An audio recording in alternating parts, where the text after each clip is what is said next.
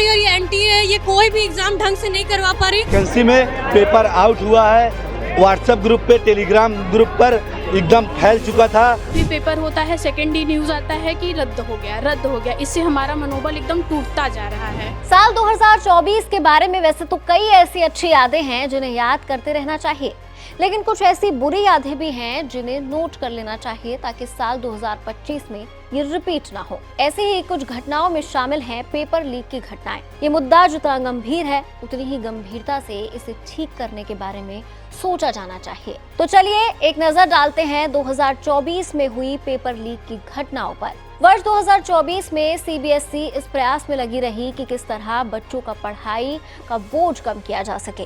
वहीं शिक्षा माफिया और सांठगांठ से नौकरी दिलाने वाले इस कोशिश में लगे रहे कि किस तरह परीक्षाओं के पेपर लीक किए जाएं और पैसा कमाया जाए। साल की शुरुआत फरवरी में यूपी पुलिस कांस्टेबल भर्ती परीक्षा के पेपर लीक से हुई थी।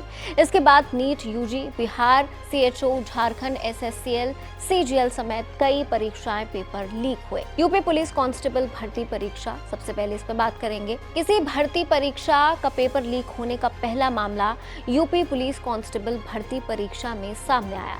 45 लाख युवाओं ने बड़ी उम्मीद से आवेदन किया पर पेपर लीक हो गया और उत्तर प्रदेश के मुख्यमंत्री योगी आदित्यनाथ ने भर्ती परीक्षा को रद्द करने का आदेश दिया।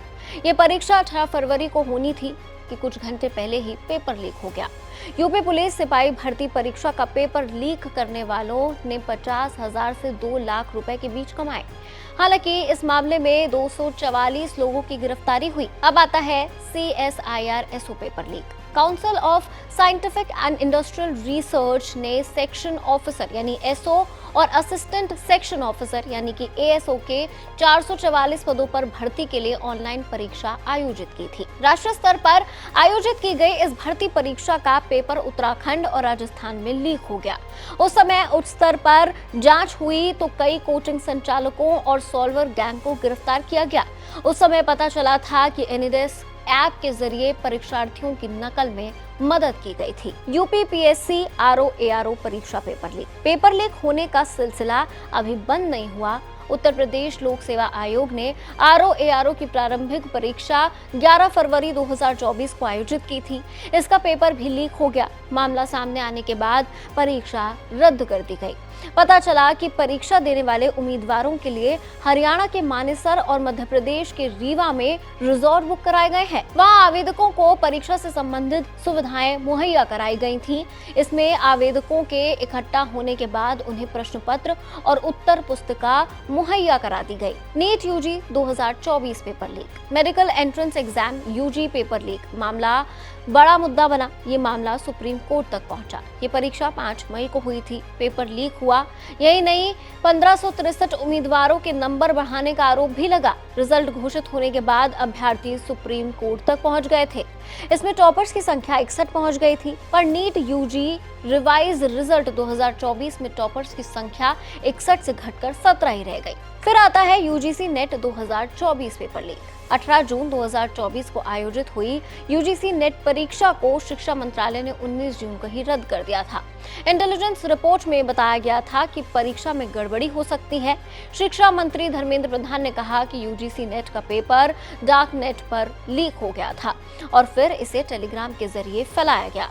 इस वजह से मंत्रालय ने परीक्षा की शुचिता को बनाए रखने के लिए पेपर को रद्द कर दिया और परीक्षा फिर से आयोजित कराई गई। फिर आता है झारखंड SSCL CGL 2024। 21 और 22 सितंबर को 2024 को झारखंड कर्मचारी चयन आयोग यानी JSSC की CGL परीक्षा हुई थी। इस परीक्षा में पेपर लीक होने की खबरें आई। कई अभ्यर्थियों ने दावा किया कि OMR शीट पर उन्होंने कोई जवाब नहीं भरा था।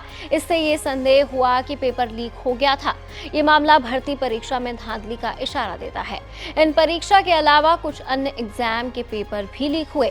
जून 2024 में पेपर लीक घटना को रोकने के लिए कानून लागू किया गया था। पेपर लीक कानून फरवरी 2024 में पारित हुआ था।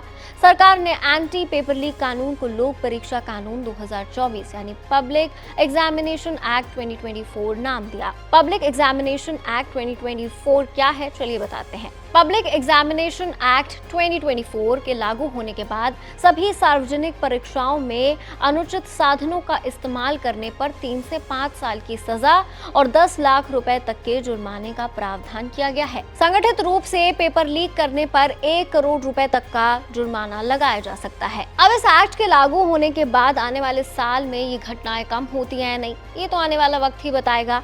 लेकिन इसे लेकर आप क्या सोचते हैं, आपकी राय कमेंट सेक्शन में जरूर शेयर कीजिए। देखते रहिए ABP लाइव।